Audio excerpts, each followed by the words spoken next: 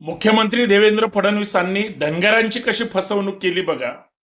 2014च्या पहिल्या कॅबिनेटमध्ये धनगरांना आरक्षण देणार होते, दिलं नाही.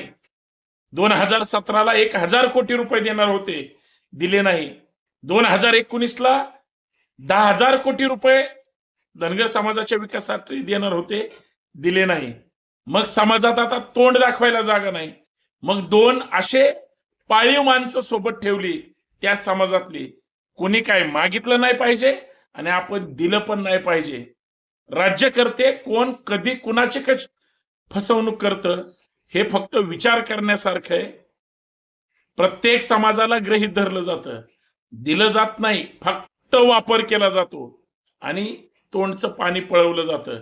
पण त्याच मुख्यमंत्र्यांच्या सोबत जे दोन पक्ष गेले ते तरी स्वाभिमानानं टिकू शकतात का? त्यांचं सुद्धा रोज नामोहरण होतंय, त्यांना सुद्धा टीकेला सामोरं जावं लागतंय आणि बदनाम सुद्धा केलं जातं. याचं आत्मपरीक्षण करणं गरजेचं आहे.